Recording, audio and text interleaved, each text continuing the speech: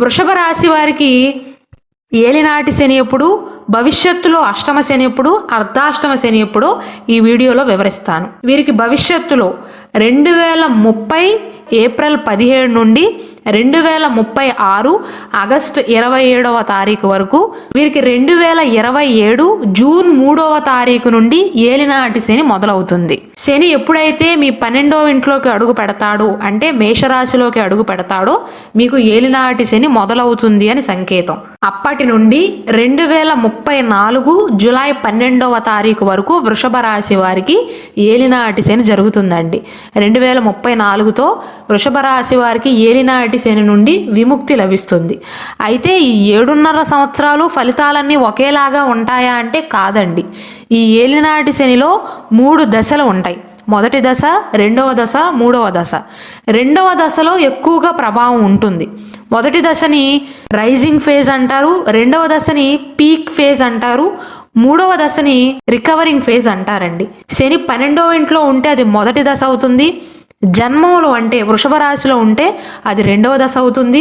కాబట్టి ప్రభావం అనేది కాస్త తీవ్రంగా ఉంటుంది. శని ఎప్పుడైతే రెండవ ఇంట్లోకి అంటే ధనస్థానంలోకి అడుగు పెడతాడో దానిని మూడవ దశ అంటారు. ధనస్థానంలో నుండి బయటికి వెళ్ళిపోయిన తర్వాత ఏలినాటి శని పూర్తయిపోయినట్లు. కాబట్టి వృషభ రాశి వారికి 2027 జూన్ 3 నుండి 2034 జూలై 12వ తారీఖు వరకు ఏలినాటి శని జరుగుతుందండి.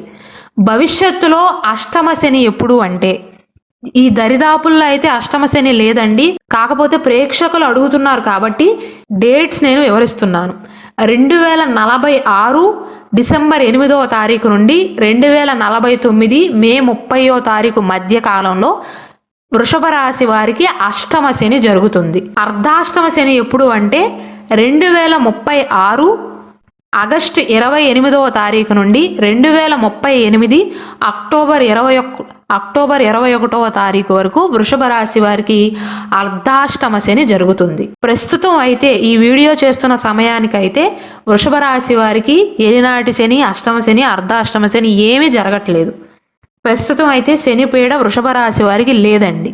శ్రీ కనక మహాలక్ష్మి జ్యోతిష్యాలయం. మీరు ఇప్పుడు వరకు ఎక్కడెక్కడో జ్యోతిష్యం చేపించుకుని నిరాశ చెంది ఉన్నారా? అయితే ఒక్కసారి గురువు గారికి ఫోన్ కాల్ చేసి చూడండి. ప్రేమ, పెళ్లి, ఉద్యోగం, రాజకీయం, విదేశీ ప్రయాణం, ధనం నిలకడగా లేకపోవటం, భార్యాభర్తల మధ్య గొడవలు, ఆస్తి తగాదాలు, అప్పుల బాధలు, స్త్రీ పురుషుల ఎలాంటి గుత సమస్యలకైనా, ఎటువంటి సమస్యలకైనా ఒక్క రోజులోనే పరిష్కారం చూపుతారు. వీరి ఫోన్ నంబర్ 9573058625.